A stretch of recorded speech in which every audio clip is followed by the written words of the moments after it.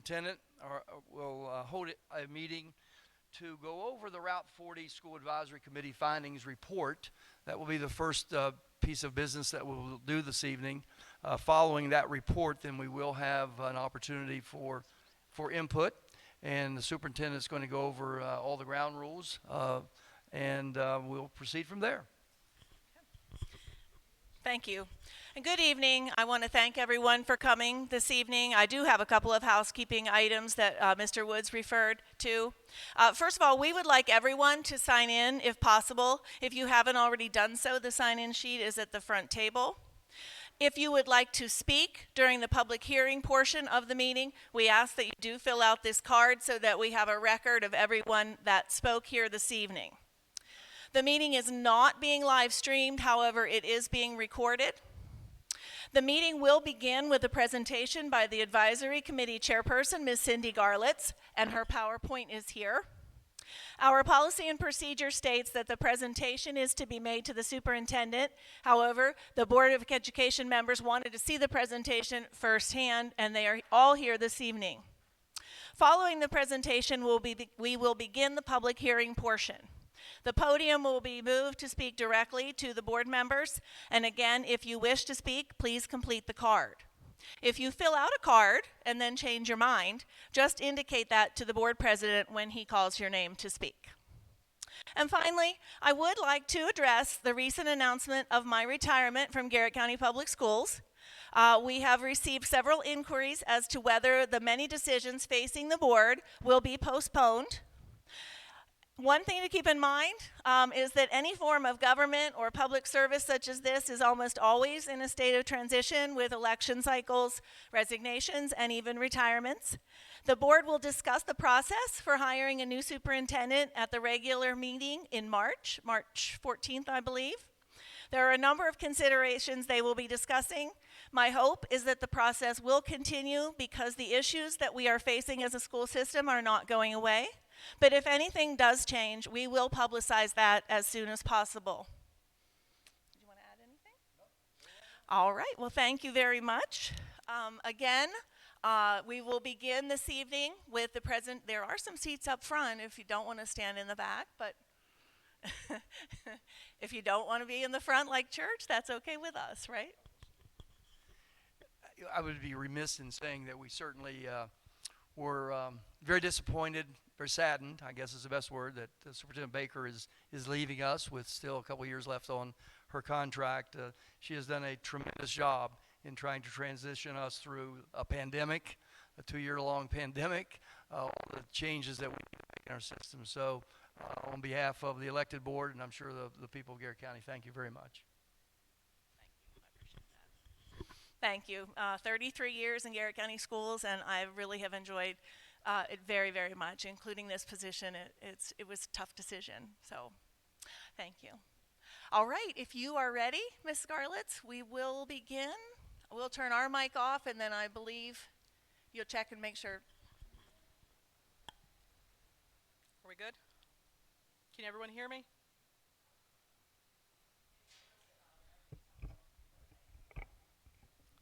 Can you hear me? Okay. Good evening. Glad to see such a big turnout here tonight. We are going to present the findings from the School Advisory Committee. And to start with the consideration items, that we talked about what components are that deem a school necessary for closure. Is it poor quality of education? Is it low performing test scores? Well, according to COMAR and Garrett County Schools Policy FCB, student enrollment trends, building conditions, utility costs, facility study, transportation, educational programs, racial composition, financial consideration, student relocation, and community impact are the factors that are considered. The Route 40 Elementary School Advisory Committee met for the first time on December 14th and was tasked with researching each of those factors as they relate to the potential closure of Route 40.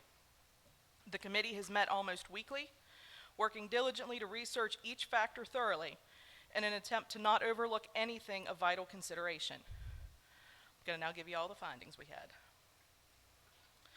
In looking at enrollment trends, From the enrollment trends that were presented at the February 22, so a little over a year ago, Garrett County Public Schools Board meeting, the enrollment of Route 40 is projected to be steady through 2029. The current enrollment is based on a pre-K through 5 grade model with a total enrollment of 122, which gives a 64.2% facility usage. In 2029, the school is projected to have an enrollment of 123 with a 64.7% facility usage. Also from those same trends, the enrollment of Grantsville Elementary is projected to decrease through 2029. The current enrollment based on the pre-K through 5 grade model is 171 with a 49.7% or 45%. There's a little bit of difference in the state rated capacity for Grantsville from the initial figures to what was calculated in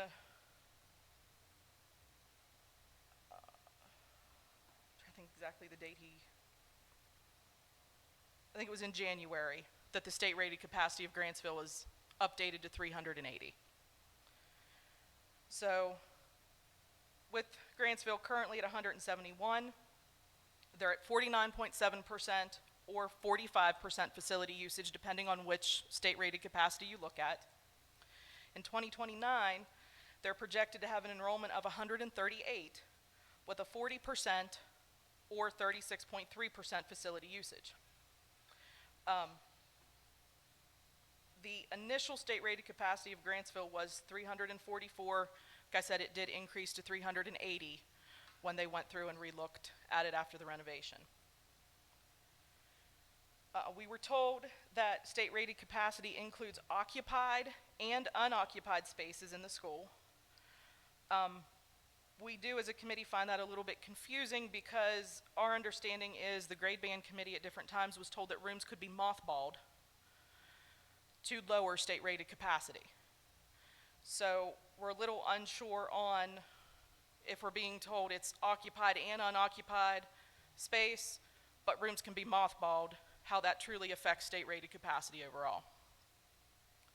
And these projections do not include grade banding potential numbers. That if 6th grade were to come to the elementary schools, that's not included in these trends. Other trend data, the Garrett County Commissioners published the Garrett County Economic Development Strategic Plan. It was in draft in January of 2023, where the school age population predictions show an increase of approximately 250 school age children by 2030 and an increase of approximately 800 school age children by 2045.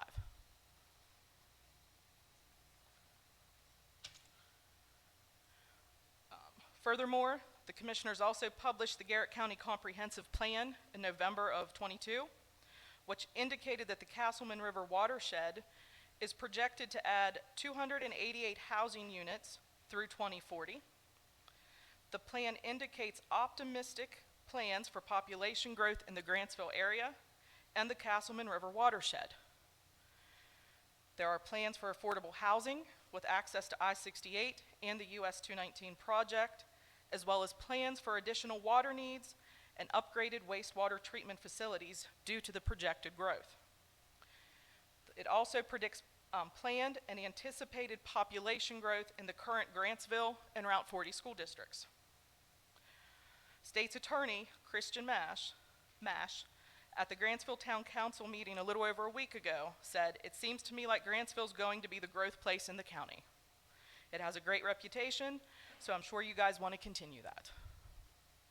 So with conflicting data pertaining to student enrollment, it's very difficult for the committee to fully ascertain exactly what future enrollment will be at Route 40, Grantsville, or a combined Route 40 and Grantsville.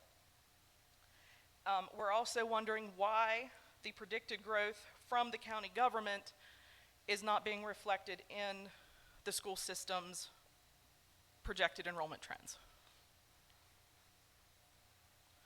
When we look at potential impacts, starting with facility utilization, historically when Garrett County has closed schools, there has been unanticipated overcrowding in the receiving schools, that's led to additional expenses such as portable classrooms, portable buildings. If Grantsville were to become overcrowded, Mr. Wazlowski had indicated that students in the current Grantsville district could be redistricted in order to eliminate any potential overcrowding.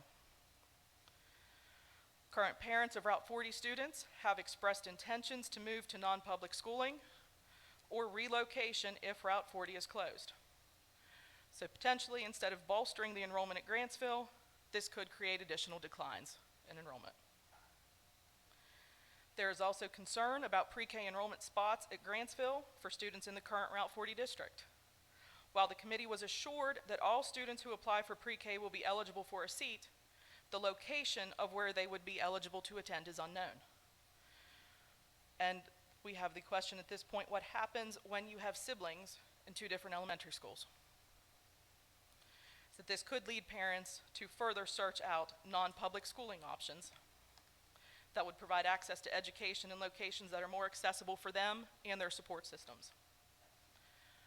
Route 40 also has the potential for a daycare that would allow the creation of a pre-K-3 partnership that does align with the blueprint for Maryland's future, and a daycare as well as a pre-K-3 would increase the utilization of Route 40.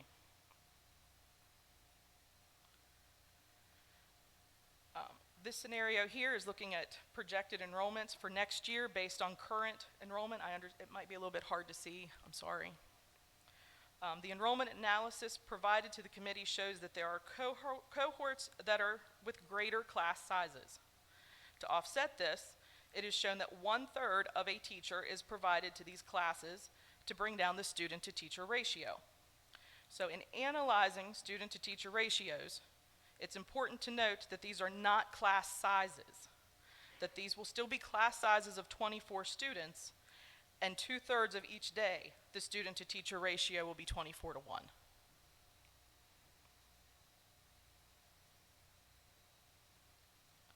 The next factor, looking at the conditions of the school, Route 40 was built in 1956 and served as a 1-8 school serving the areas of Finsel, Longstretch, and Appleton in eastern Garrett County.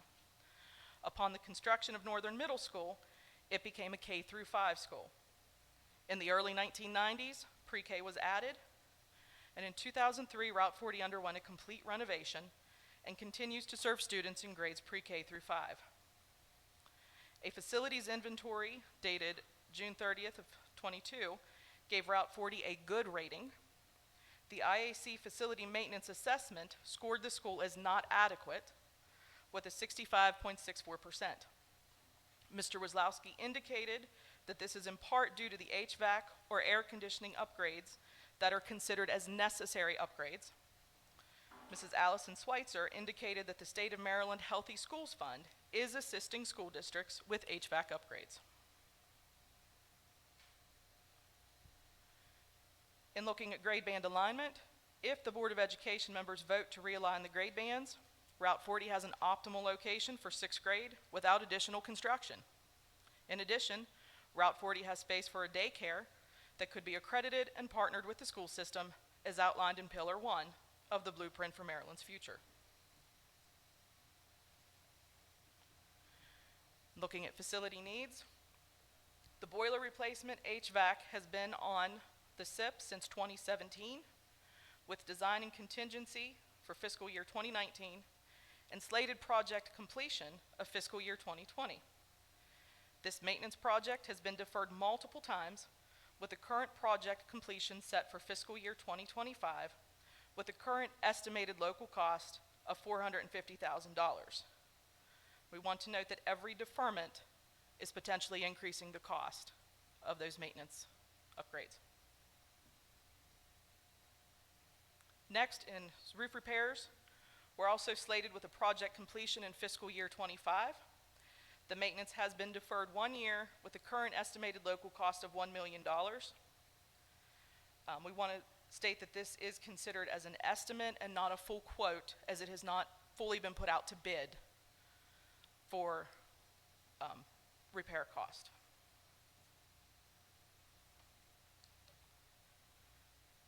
Next need is parking lot, curb replacement and resurfacing, also slated for fiscal year 2025.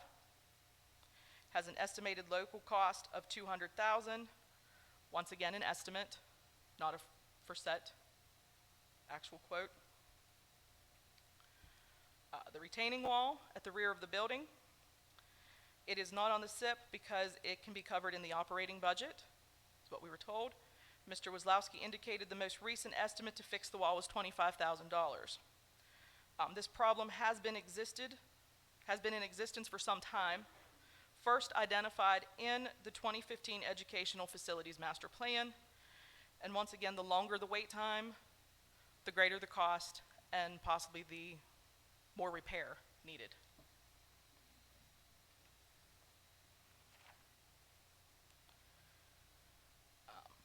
Mr. Wazlowski did provide information that the newly renovated Grantsville has a state-rated capacity of 380. This is based on a building plan of pre-K through 6.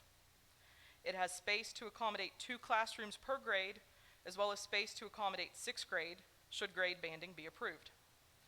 If grade banding is approved, Grantsville does require additional construction to create 2 6th grade classrooms. Currently, art and music share a classroom at Grantsville. The grade band floor plan shows a solution with a classroom for music, but not in the current location that it is located. The current location was constructed with sound panels to help absorb excess noise, but the music room would be located under the grade band floor plan, not in the current space. One of the solutions stated at the grade band alignment meeting was art or music on a cart, and we feel that neither solution is equitable to the current Route 40 situation or the proposed Northern Elementary School. And even after renovation, Grantsville still requires work to be able to offer equitable environments. If grade banding occurs, additional construction is needed at Grantsville, where Route 40 can offer pre-K through 6 without additional construction. Next is utility costs. This was provided for the fiscal year 22 utility costs for Route 40. Internet of about $2,300, the elevator phone around $658.07. Heat at just under $30,000, electricity just over $25,000.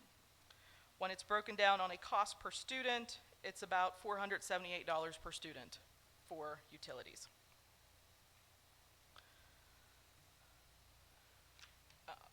This chart we were given on a little over a week ago. So in terms of looking at it and digging into it, we didn't have a lot of time to fully assess it.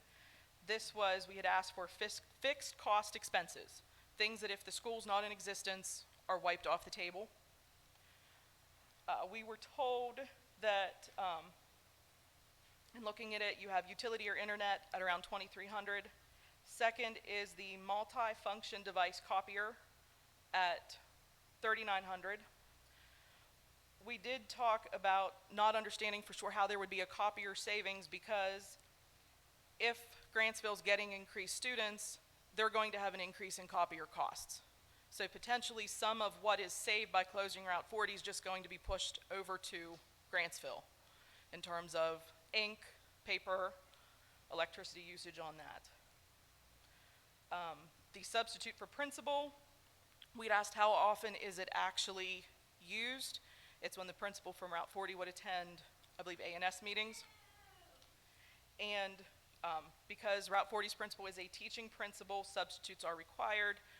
And a little bit further digging, it was found that a lot of times it was very difficult for a substitute to pick up that job. So it really wasn't used to the full extent of the $971 cost that's stated. The school licenses listed were Destiny and ProQuest, School Pace, and OG, which I'm assuming was Orton Gillingham. The iReady Math and Reading Interventions. We were told that these licenses are site-based. My understanding from some of these is that while there are site-based components, there's also enrollment-based components with them. So I'm not sure if the actual breakdown between the two was considered or it was just given as a lump sum. We didn't have time to fully dig into that question a little bit more. The operations and maintenance Those are positions that would be cut, but the staff members holding those positions would be relocated to other buildings because it was stated that all current staff is needed. And then the school budget allocation, we asked if it was the same for every school, and the response was that it's an amount that will be cut from the operating budget. And while there are certain parts of that that are enrollment-based, what was listed as the amount allocated to each school to operate certain programs was what that number addressed. And just had the thought that if a school's increasing in capacity, they may need expanded programs from a school budget allocation. So it might be another instance where while it's a savings by closing this school, that money has to go to Grantsville to ensure that those students are still getting full access, or Grantsville can provide what was already being provided. Next component was a facility study. That, to date, and as far as we could find, there has not been a specific facility study about the closure of Route 40 or the grade banding proposals. In addition, there has been neither a modeling of money reappropriated with new funding rules, nor modeling of cost savings or projections for educational programs. The committee has asked many times for these numbers and been continuously told by Mrs. Schweitzer that she cannot provide the answer to those questions. Since 2011, there have been several needs assessment and facilities master plans completed by private firms, costing the school system and taxpayers tens of thousands of dollars for these studies. In the past 12 years, the school system has followed very few, if any, of the recommendations they paid for. The school closures that have been made have not addressed the scope of the problem. The master plan's guidance of redistricting to accommodate the overcrowding of schools on the southern end and the underutilization of facilities in the northern end has not been a consideration. In addition, the Dr. Lever study recommended redistricting, which would have alleviated many of the issues with very little increased costs. And the committee feels with so many costs or savings unknown, it's very difficult to actually ascertain what the financial impact or benefit of closing Route 40 would actually be.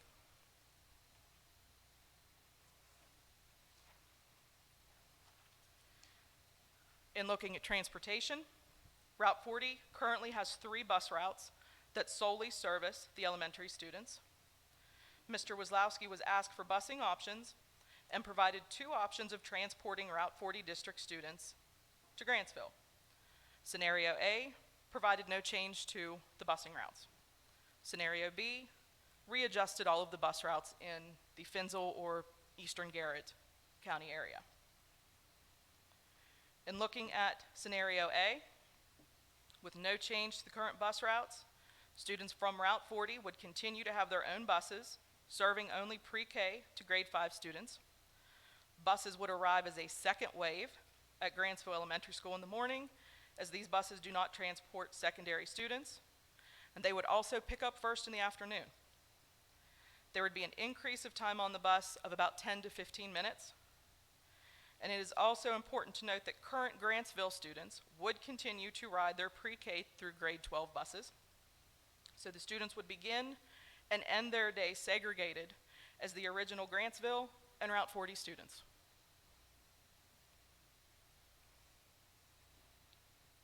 The committee believes that current Route 40 district students continuing to ride pre-K through 5 only buses, as well as arriving on a second wave and leaving first, could create backlash, as the students from Grantsville do not have that opportunity. Route 40 students would be on buses longer, which could lead to increased behavior issues. There would also be an increase in transportation costs to the county as buses are traveling further distances. In addition, continuing with separate buses could create childcare issues for parents in the Route 40 district. Families with older children would be unable to assist with before and after school care of younger siblings, as the different bus times would not allow for that to occur.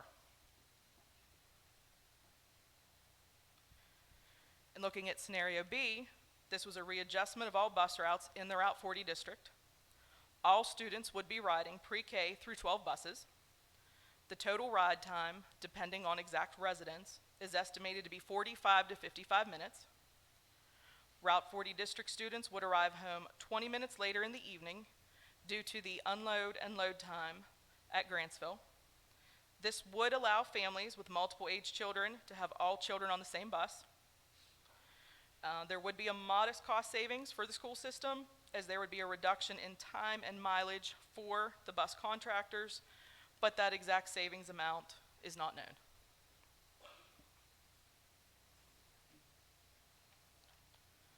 In looking at transportation implications with inclement weather, there have been times where there have been special closings of the Route 40 district due to the lovely weather that occurs down here. Mr. Wazlowski indicated that if it's not safe for one student, then none will go. This could cause increased disruption to all northern end schools, as instead of just Route 40 area students not attending, it would be the new Grantsville area district not attending as well. Potential impact of that is that up to half of all students in the northern end would not be attending school due to inclement weather that is situated near the county's eastern border. And without knowing exactly which scenario the school system would select, it's difficult to state the exact impact of closing Route 40. The only certainty is that current Route 40 district students will have longer bus rides.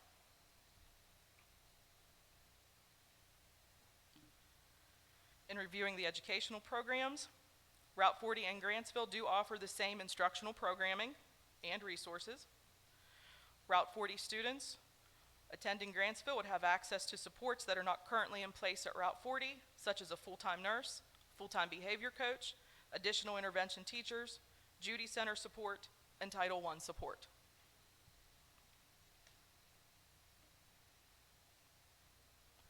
Two classrooms per grade at Grantsville could benefit from departmentalization opportunities that are currently not available at either school, and would provide increased instructional coaching opportunities for Grantsville teachers.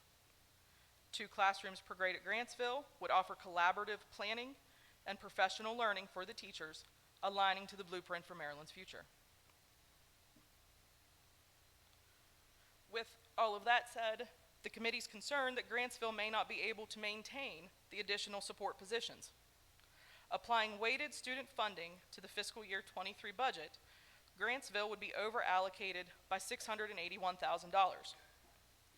The addition of the students from Route 40 could change the future status of Grantsville's Title I ranker status, causing a reduction in Title I funds. This could impact Grantsville's ability to provide a full-time nurse, a Judy Center, and additional intervention teachers.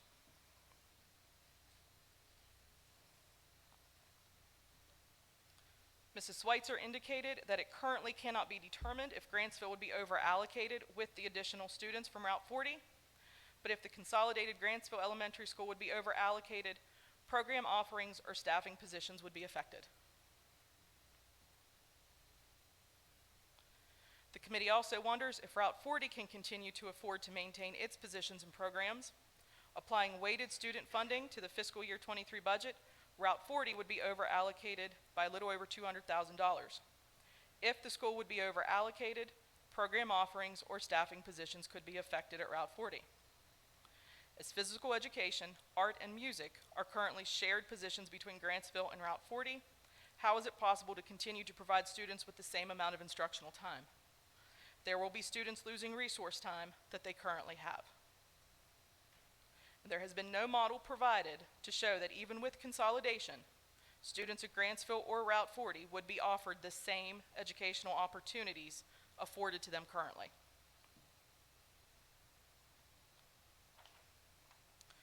In looking at racial composition, it is not a factor that is influenced by the closure of Route 40. Financial considerations. The Maryland Blueprint for Education mandates that a minimum of 75% of base student funding follow the student to the school level. All schools must pay all costs of running the school, including salaries of all employees, including employer tax portions, insurance, and pension matches, utilities, and supplies. This scenario that's up here was created using current enrollment and the fiscal year 23 school budgets. The scenario indicates that Grantsville and Route 40 would have been given more budget money than mandated by law. If the funding laws would have been implemented for the 22-23 school year, Grantsville would have been allocated a budget $681,000 more than required, And if it would have been implemented for Route 40, it would have been allocated a budget $200,000 more than required. So both schools are financially over allocated. In looking at that, the committee discussed that we wondered if it wouldn't make sense to look at each school in the county, determine who is over allocated, who is under allocated, and look to see if any potential redistricting would alleviate the over allocations.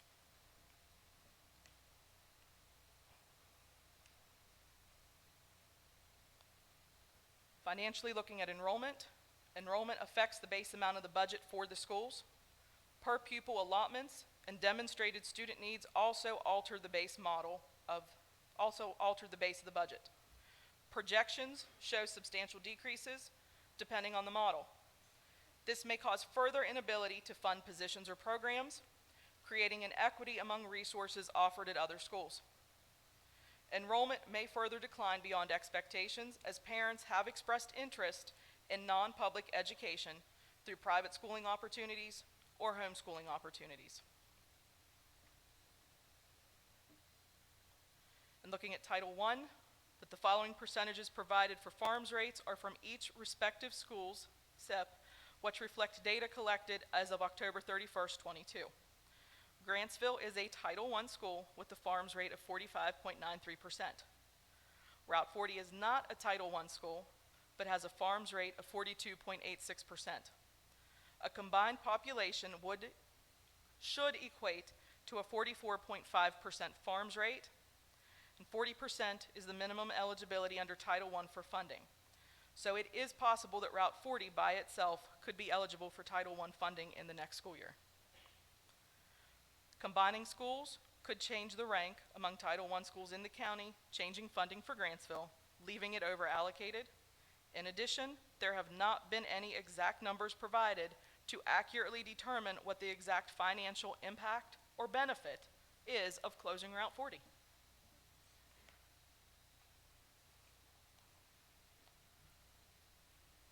In regard to student relocation, all students in the Route 40 district would attend Grantsville. Some parents have already indicated that the closure of Route 40 would cause them to seek alternative non-public education or to relocate. If the school would become overcrowded, the committee was told, meaning Grantsville, become overcrowded, the committee was told that students in the current Grantsville district would be redistricted to other elementary schools. The relocation of Route 40 students to Grantsville could create challenges for Route 40 district parents that would not be known until the relocation occurs. In addition, if the relocation results in future overcrowding, current Grantsville district students could be subjected to relocation. This is not something that, to our knowledge, has been communicated to the current Grantsville district families. Moving to community impact, the committee wants to stress that it has been made clear that this is a school closure, not a consolidation. It is evident that Grantsville and Route 40 elementary schools are both over-allocated financially and both need more enrollment to support programs. It has been presented that only Route 40 is not financially viable, which is not accurate. Both schools are not financially viable. The committee strongly feels that this should have been presented as a consolidation partnership with the opportunity to blend, just as the Friendsville and Accident may potentially do, and Broadford and Southern Middle will, as part of the overarching grade banding plan. A new school name with new school colors, as well as a blending of staff and transportation, would create a sense of ownership for all students, teachers, parents, and community members. The current Grantsville students are already in the new school, or the renovated school, returning after Christmas break. The discussion to close Route 40 was already occurring. Why was the education of the current Grantsville students disrupted mid-year when all students could have entered the building together for the first time in fall of '23? In addition, all the teachers could have entered the building together as a new cohesive staff. With what has already occurred, Route 40 students will be the new kids, and depending on what transportation scenario would be chosen, they will be reminded every day that they are the new kids.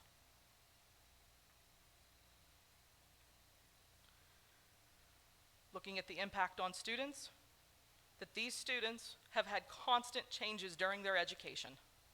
This is the first year that this year's third grade class has had a normal year. This is the first year that this year's second grade class has had a normal year. This is the first year that this year's first grade class has had a normal year. This year's fourth grade class has not had a normal year since kindergarten. This county has made a lot of progress as shown in academic testing results and recovering from COVID, but more change will not improve the trend. The mental health of the students have been affected. Many have suffered increased anxiety from COVID and readjusting to normal education. Many are already showing increased anxiety of the fear of their school closing and having to go to a new school.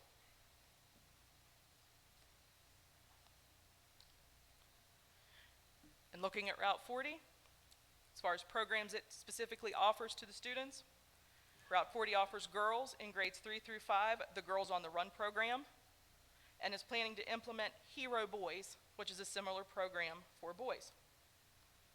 The North 41st Lego League team has roots based in Route 40, as all of the students on the team did attend Route 40.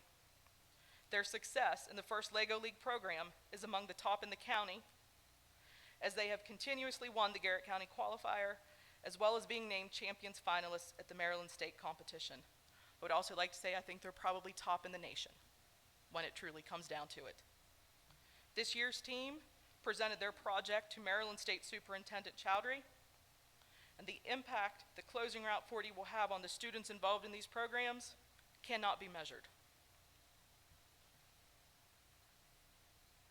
And looking at families, the closure of Route 40 creates increased hardship for families with childcare. Closing the school eliminates the potential for a daycare facility in the area. In addition, there will be fewer pre-K enrollment spots at Grantsville for those within the Route 40 district. While the number of pre-K spots are the same, they are at the Grantsville location. Some families in the Route 40 district may not get spots that they otherwise would if Route 40 is open. This could lead parents to not enroll students in pre-K learning, or pre-K, leading to learning delays and deficits that will need addressed when they enter kindergarten. Route 40 also annually holds Coins for Caring Drive, a Christmas coin drive that enables students to give back to local families. It is connected to the PBIS and character traits of caring and giving. Students usually raise $1,000 or more each year to provide Christmas gifts for students in our school.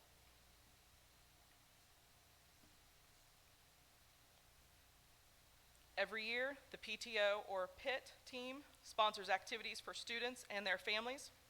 Activities and events include the Halloween Social, Santa's Workshop, Family Movie Night, the annual Red Cross Blood Drive, the Spring Easter Egg Hunt, Family Game Night, and the School Campfire.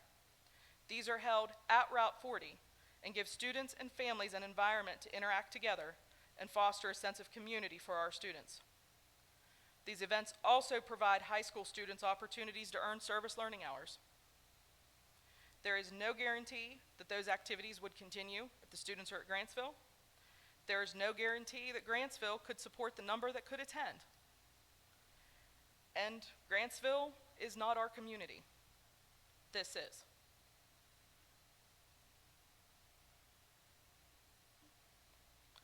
An impact on community. Grantsville, Accident, and Friendsville have town centers. The community encompassed in the Route 40 school district has the school as the center for our children. Route 40 serves as a polling place for the community residents and has for years. Community sports groups such as the Grantsville Little League use the gym for early spring and inclement weather practice sessions.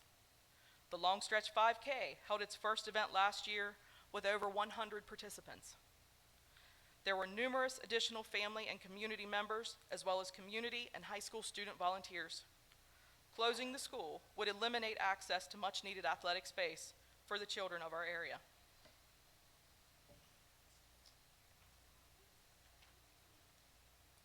Annually, the parent involvement team holds a blood drive.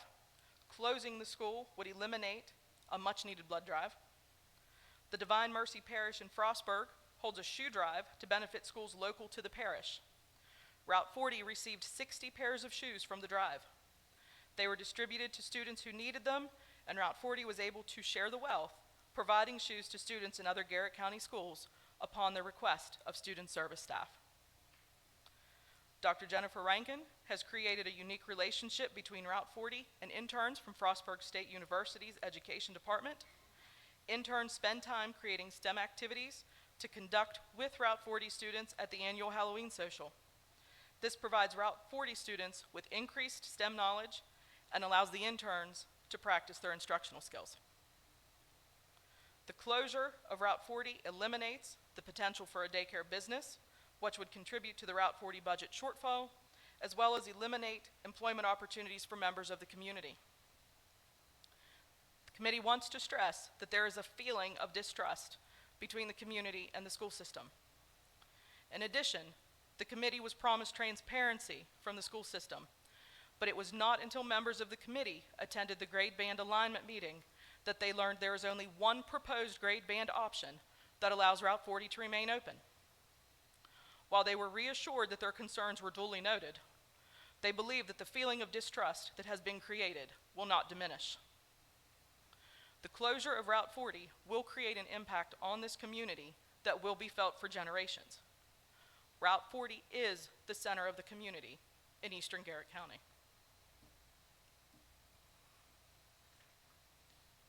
According to Socrates, education is the kindling of a flame, not the filling of a vessel.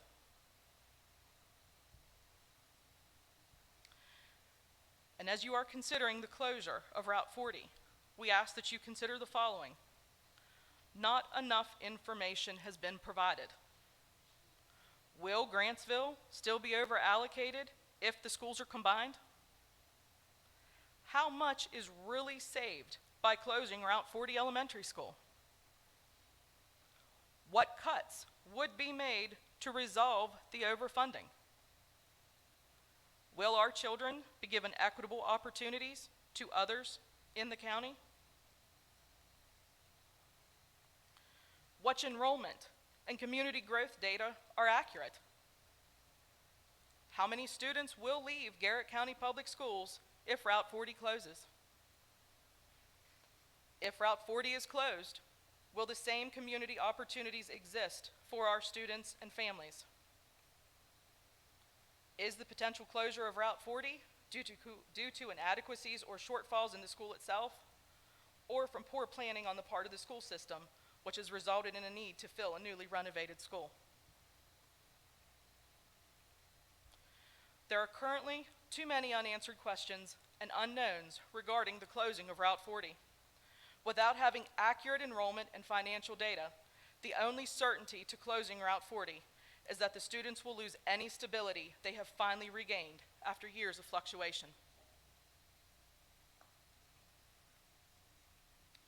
Annual fire safety activities with Eastern Garrett Volunteer Fire Department,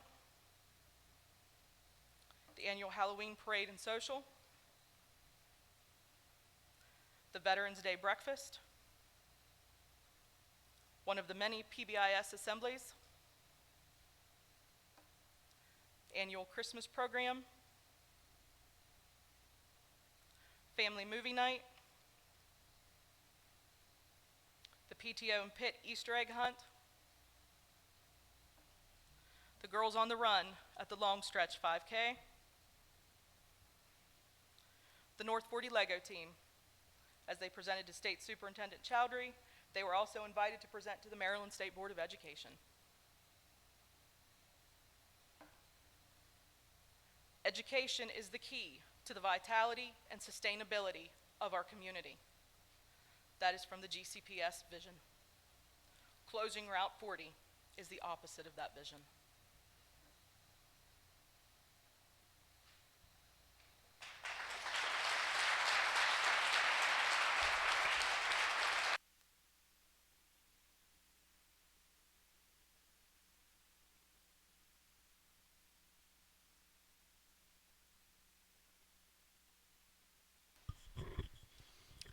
Very, very well done, Ms. Scarlett. It's very well organized and very good points that you've made in the presentation. I've taken notes of some of the additional questions that you've asked this evening. Very nice presentation. Yes, right. Yes. Okay, so I think we're ready. We will need to move the podium. We're going to move that here to the front. And we're going to collect the cards of the folks that asked to speak.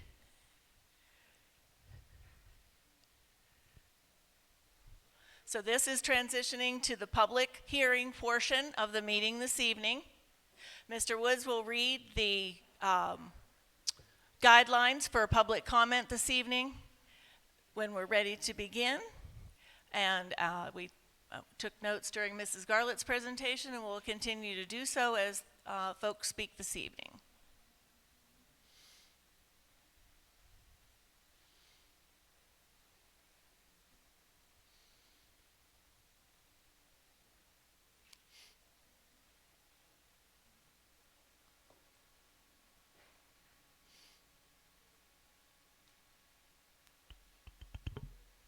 Great, thank you. All right, would you like to read the guidelines, Mr. Woods?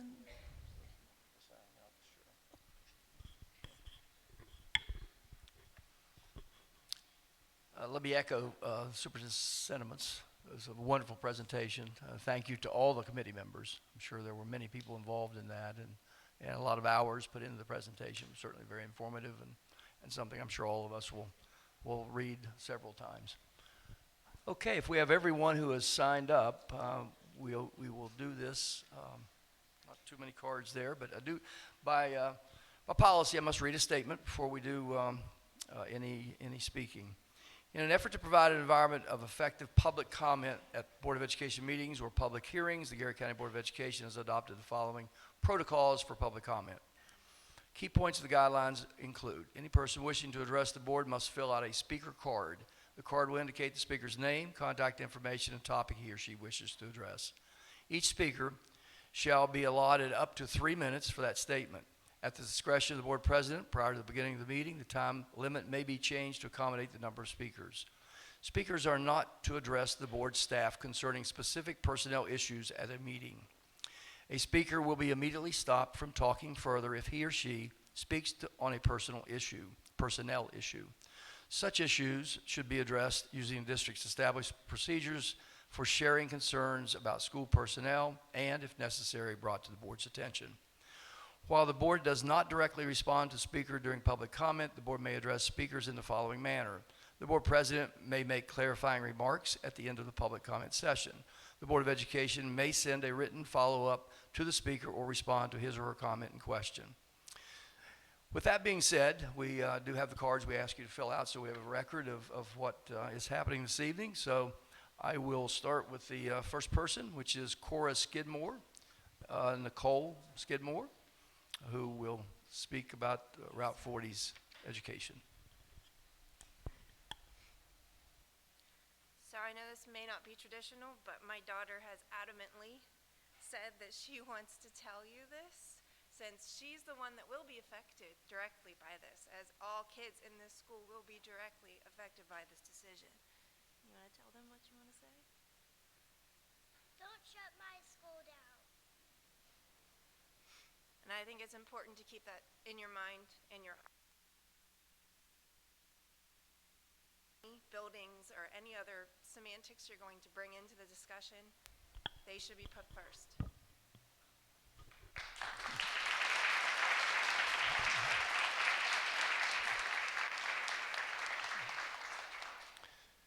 Thank you. Thank you both. Thank you, Nicole. Our next speaker is well known to this building, Mr. Delaney, Pat Delaney. We'll talk about school closure.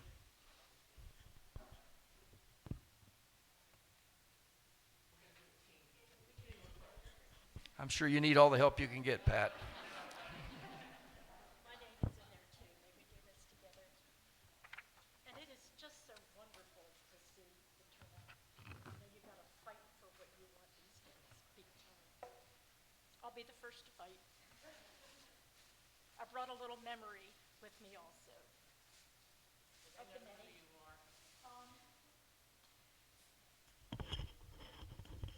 Whoops.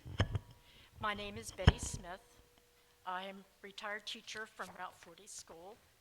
I did my whole career here, plus my student internship in the same room, the same building, same grade, and I wanted the same desk, but when we renovated, they took it.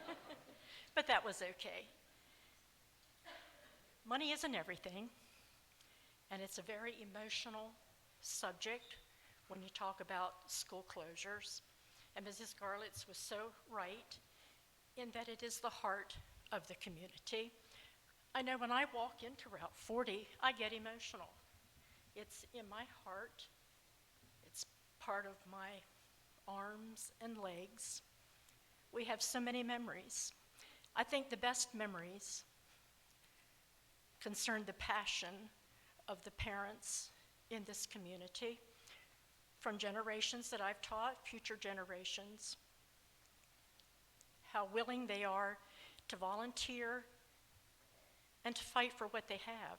It took us a long time to get renovated, and a lot of thought and creativity went into that process. I'm not even sure some of you realize some of the little things that went into this building. When you walk in, you walk down the river of knowledge. When you go to the library, you look up and you're reading under the clouds. When you go down the hallways, we were a green school, and you can tell that we were devoted to being an environmental school by the color scheme that was selected. And I would just hate to see that go by the wayside. I really would. With the memories, my last year of teaching, we were certainly into teaching what was good for the community, planting trees.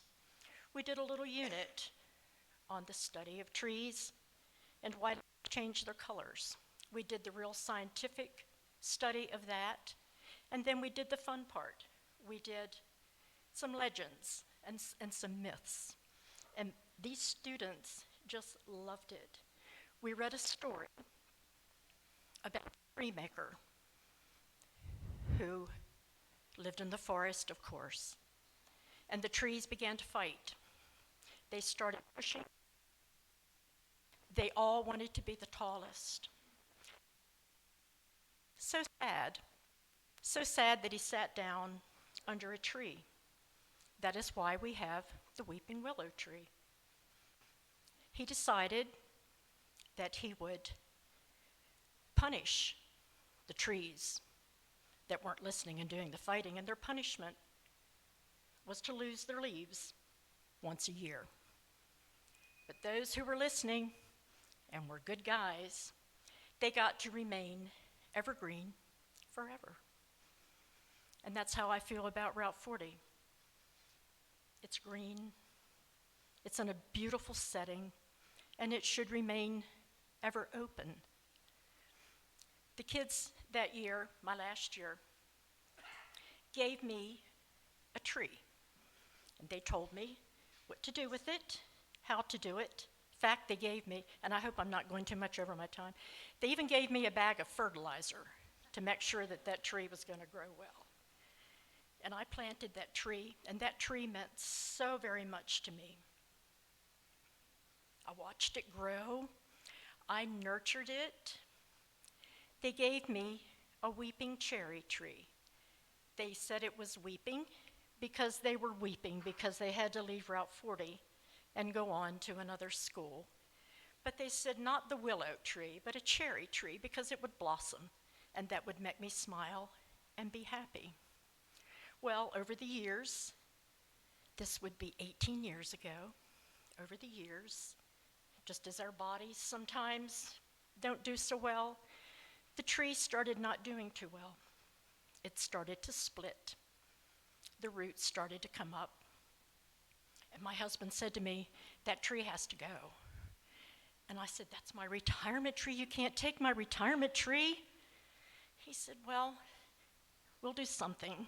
And my son came up with an idea. They did take the tree down, but he made me a little plaque with everyone's name on it, the year, and to me, the community is rather split. But you know, it doesn't have to be. And just because that tree was taken down, it doesn't mean that our wonderful little school in this community should be taken down. So I go after the hearts, and I hope you will consider all the emotional ties. Thank you.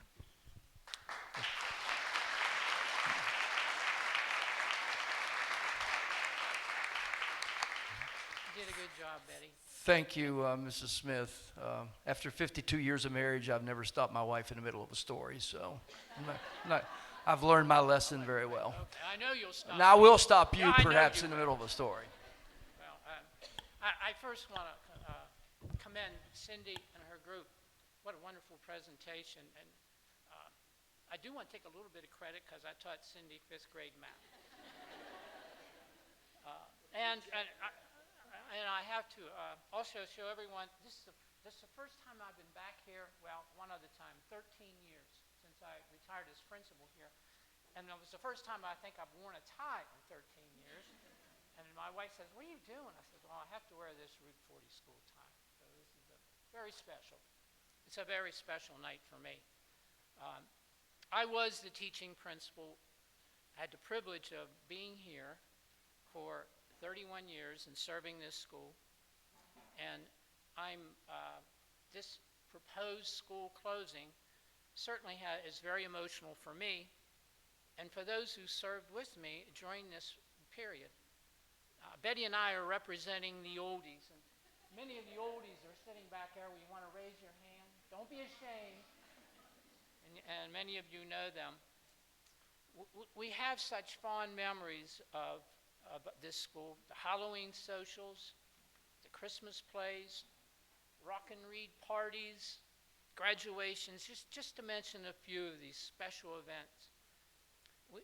We also remember how hard this community worked and sacrificed to remodel and renovate this building in the early 2000s.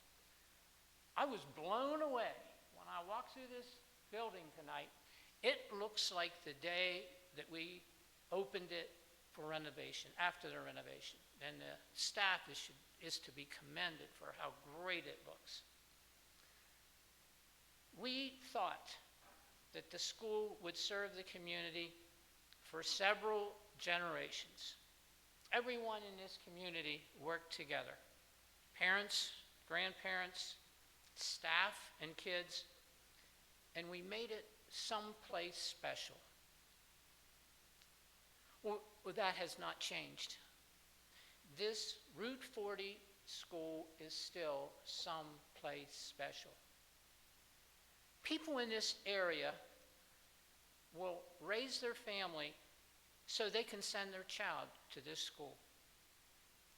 It was one of the first green schools. It was an honorable mention blue ribbon school. It has a magnificent reputation and history. It is the cornerstone that bonds the families of Finsel, Longstretch, and Appleton together. Now, Grantsville, I started my teaching at Grantsville. When I worked there for the first 3 years of my teaching career, it is a wonderful reputation. But quite frankly, no one wants to put their 5 or 6-year-old on a bus and send them out of their home school community. It just isn't the same. I'm almost finished. I don't envy your job in deciding what is best for all kids in Garrett County. It's an awesome job. But I also believe it is your responsibility to do everything in your power to avoid a closing. In this school and others like it, because of the devastating impact on the people on those communities. I've seen what happens when small towns like Kitzmiller and Bloomington, when their school is lost. Make no mistake about it. Once the school is closed, it changes the community forever. I implore you to dig deep, be creative to avoid closing this school. Pretend you have a child in this school. It may help change the way you think. Thank you.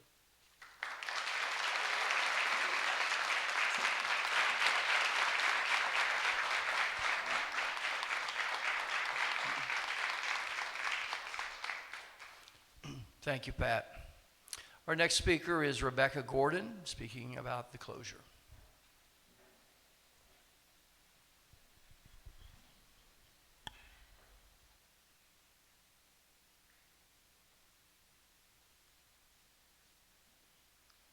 Well, that's hard to follow.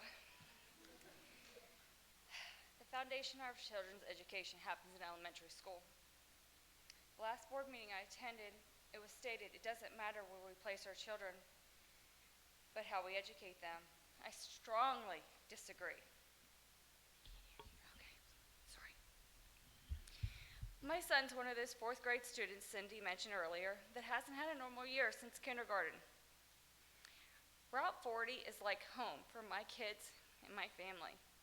I've had a student here in this building consecutively for 17 years. They're a little spread out. These teachers have loved my children every day. Saying that it doesn't matter where you place them is incorrect. I feel there hasn't been enough information provided for you to make a sound decision. You're impacting our families, our home values. Do any of you live here in our community, right here in Finsel, Appleton? Probably not gonna answer me. That's how that works, I remember. Probably not. I'm with Mr. Delaney. Think about it. Think about if these were your kids. It'll make you think about it differently. Honesty and transparency. We've asked for that from the beginning. I was at that board meeting and I asked specifically, is Route 40 on the chopping block? No, nope. We're only looking at southern end. Come to find out, well, if we do it on the southern end, we really got to do it on the northern end. Wonder why that changed. Don't know. From where I'm standing, you haven't provided honesty or transparency, and it needs to change. Don't rush this decision. Take the time. If that means one more year, and then you can provide the facts, and I mean facts, A, B, C, D. How much does it cost? What's it gonna cost to renovate the high school? Ms. Barb Baker said it needs renovated. We spoke. I said, why can't we close the high school? She chuckled at me. I get why. We have an amazing college right down the street. Our kids can go there to get their tech programs. Our children can go to the middle school instead of the high school. Close the high school that needs renovated. Keep our kids here through 8th grade, if that's what it takes. You told me that accident couldn't hold it. Well, I mean, we dumped a ton of money into Grantsville to renovate it. I'm sure we could put some money into accident to keep it open and keep our community schools open. Thank you.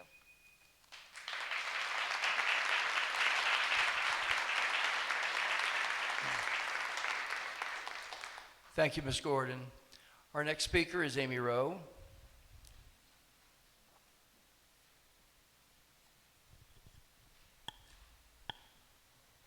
Good evening. My name is Amy Rowe. First, I wanted to thank all my fellow Route 40 committee members. We spent hours working on that presentation, and I'm very proud of what we presented to you. I also wanted to take a minute and thank Dr. Jane Wilson. She was our go-between with everybody that helped us get the information, and she was a savior. So I wanted to take the time to thank everybody there. So I'm a mother of two boys. One is a current Route 40 student, and one is in Northern Middle School. The one in middle school, spent his whole entire time here at Route 40 with the awesome teachers we have. I've been to several of the board meetings, pleading with you guys, just leave our school alone. Let's figure out a way to make this work. Whatever we need to do, we will help with you. Whatever we can do. The students at Route 40, as stated in our presentation, my son's in the 4th grade. He's one of those students that hasn't had a real school year until this year. He's been affected majorly. He's finally getting to where he needs to be academically. Now we're gonna switch him to a new school next year. I really hope not, because then if the grade band goes through, then the next year he's gonna be moved to another school. And after that, it's another one. And there's a lot of kids in that class that don't do well with change. And he happens to be one of them. The pandemic really hurt our kids. And now we're gonna make them go through more changes just as they get the normalcy back to where they need to be. Our teachers here know our kids one-on-one. They know their needs. They know their specific needs. If there is an allergy, if there's anything, and that goes for the kitchen staff, the nurses. They know these kids. If you put them in a classroom of 24 to 30 students, they get lost. And that's just a fact. The more kids in a classroom, the more harm is going to be done to them. So, I come to the board tonight, please make the decision for the kids. That's all we ask. Thank you.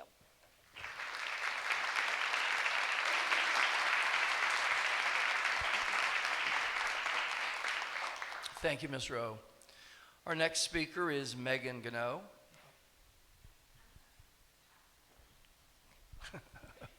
Thank you, Megan. Megan's declined to speak. Our next speaker is Justin Connor.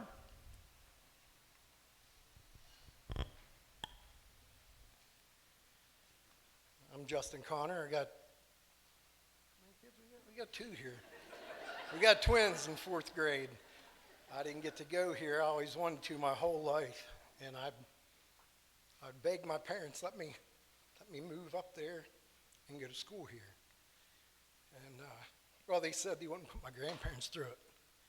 They said, there's no way we can torture my mom and pap like that. You can't go there. So, and the wife and I, when we had kids, she had them, and I just kind of stand back. And when we had them, our main goal was to have our kids here. And this is our family. Well, it's basically my family. Half the people here are related. We had some busy grandparents, and I don't mean in the field. But what I'm upset about is the timing for things to be dropped on us. We've known this, I'm sure, since the beginning of the school year, of the timing that we were going to go through, and we get this dropped on us right before Christmas. Well, giving us a couple months to put this together and ask our questions, I think we've done a great job. To be able to get all the questions answered, I think the Board of Ed did the best they could, but the timing isn't a lot. So to drop this on us then instead of in September, where we could have had 6 months instead of 2 months to put this together, that would have made a lot more sense. And you're asking us to put this together while we're doing grade band alignment and looking at that. Well, we've got two things now that just doesn't make any sense why you combine the two when they're two different subjects to even look at. If you'd figure out which direction you're going with one, it'd make it a lot easier on the other. So to rush a decision right now, I think is ridiculous without more time. It would make a lot more sense and be able to be done with a lot more information that could be recovered in that timeline. I'm just hoping that we don't look at this as being dropped on us late so that we wouldn't have enough time to make the right presentation and we could say you all didn't do your job, and we're just going to wipe it off the map. I think with enough time, you'll see that we could find out a lot more and have a lot better answers. And I don't know why one more year wouldn't make a difference in that. And I would also like to see a decision made, and I know we always have a change in government at all the times, but I would like to see the decision made by the person that has to stay around and stick it out, not the one that's leaving after the decision's made. Thank you.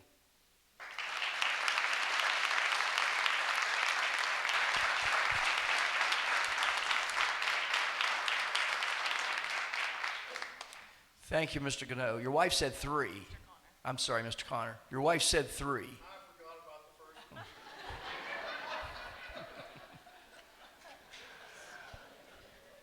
Our next speaker is Justin Connor.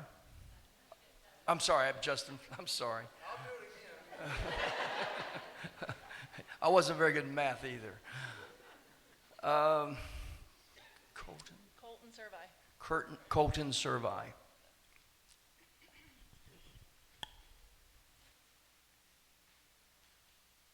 Good evening. My name is Colton Servi. I am a substitute for Garrett County Public Schools and elementary education major at Frostburg State University.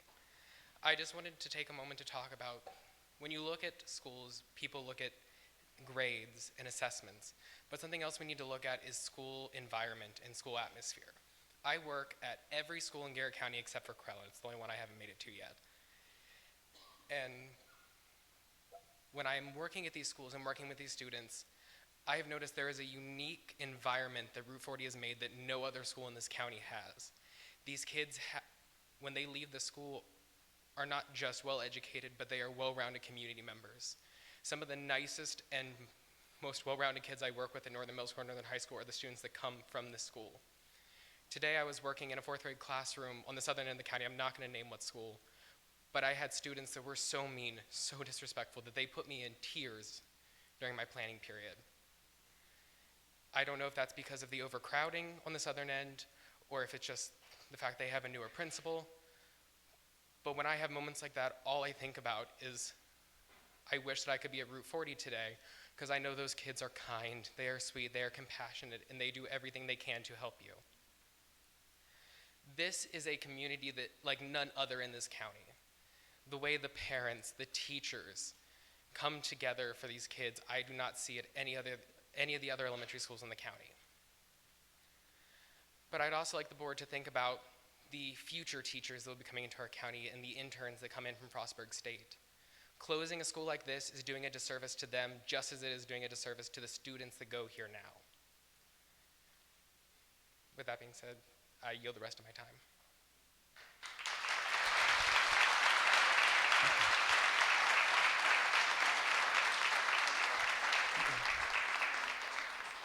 Thank you, Colton.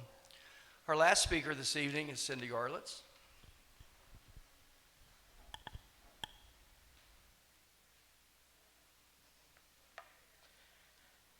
Good evening.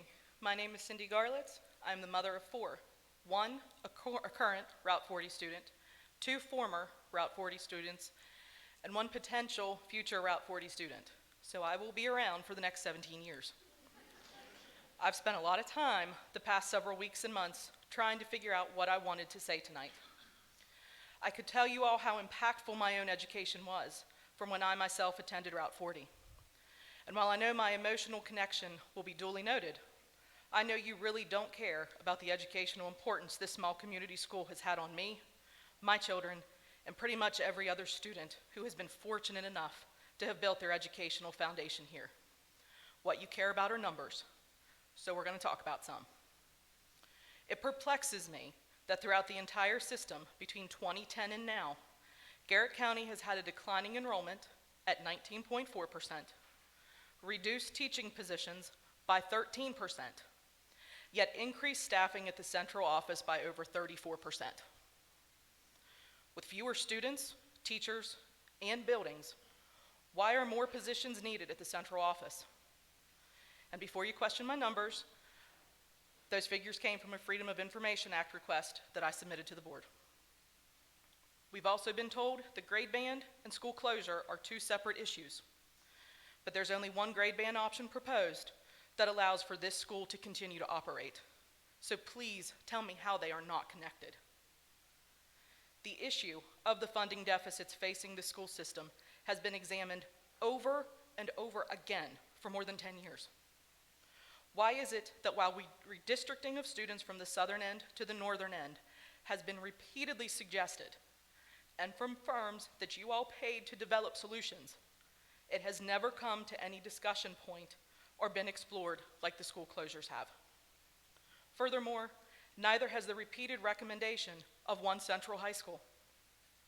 Why did you pay outside firms if you had no intent to fully explore all recommendations they made? After reviewing the information presented tonight, I don't understand how you as a board can truly believe that school closure is a viable long-term solution for this county when figures for what is actually saved by closing Route 40 or what it will cost to operate Grantsville with the current Route 40 students cannot be provided. When so little is truly known about the financial aspect, why was closing Route 40 presented as a solution?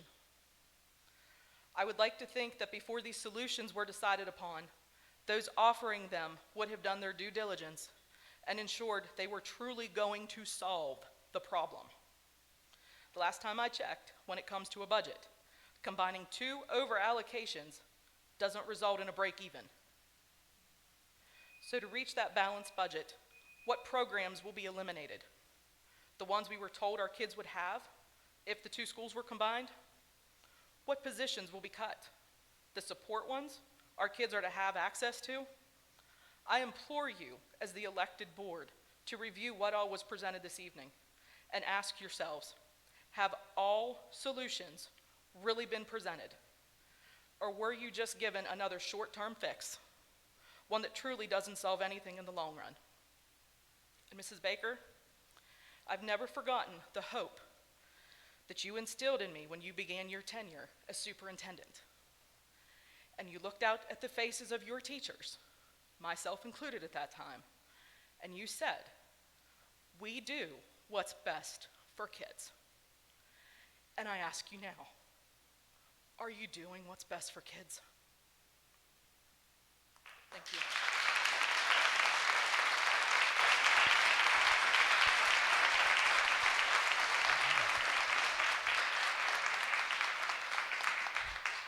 Thank you, Cindy. And again, thank you and your committee and Dr. Wilderson and everyone who presented tonight the findings. Certainly, we will look at those, as I said many times. Where we go from here, we have a meeting tomorrow evening at Swan Meadow to talk to the Swan Meadow community about very similar things that we talked about tonight, and listen to their report to the superintendent and allow them to speak as well. Tuesday, we have a regularly scheduled Board of Education meeting. Towards the end of that meeting, the superintendent will make her recommendation to the board regarding both schools as to what she feels the recommendation should be. The board will take that under advisement for 1 month. Then the board will make a decision in April at the regularly scheduled board meeting in April as to what the elected board's decision is towards that recommendation. We do solicit any information that you want to send to us. We know we tried to shut it off so that we could get that information compiled, but you're more than welcome to send anything to us individually or to us through the information website at the Board of Education so that we can look at everything before any decisions are made. In saying that, I do want to say one final thing. I appreciate very much the professionalism, the cordialness, the understanding that you presented tonight. As I watch the news, and you do too, not every school board meeting ends like this or is conducted this way. So I appreciate from the bottom of my heart your ability to very eloquently say what you want to say about your school. It is a very difficult decision. You know, I was a football coach and a principal, but I didn't have decisions this tough. Those were decisions that you just made and you went home and that was the decision. These are the decisions that affect lives, and we know that. But we also know we have a responsibility for 3,200 students in our system to ensure that everybody has a great education.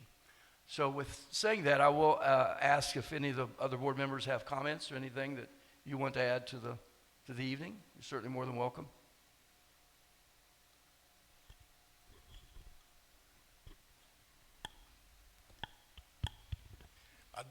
I'd just like to thank the committee members.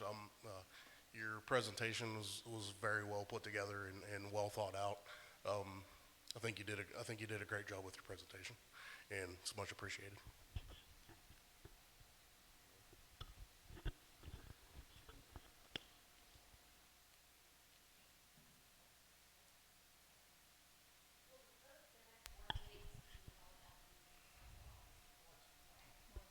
Northern High School this week, this coming week, and then Southern High School in April, so that there are venues for both. I would be remiss in saying, too, that part of our dilemma that we're facing at the moment is that I'm losing my minister. Also, I'm losing my board member, Dr. Paul. Dr. Paul will be leaving us sometime within the next 2 or 3 months. He has been given a new charge in Bridgeport, West Virginia, as the minister of the Methodist Church there. So, you know, I got a double whammy when I lost the senior board member and the minister of my church. So congratulations to Dr. Paul and his new appointment. It is a wonderful appointment for him, but it's a sad day for Garrett County to lose a wealth of talent.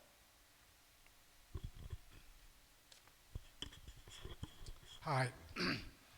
I want to thank this group too. It was just, amazing comments, very well thought out. The report was excellent. You asked excellent questions, and I think you know, it's incumbent on us now to actually look into those questions and see if we can provide you answers. So this has been a great crowd. Thank you very much for being here tonight. That being said, thank you very much for coming out. We appreciate everything. Have a safe trip home, and we hope to see some of you at future meetings.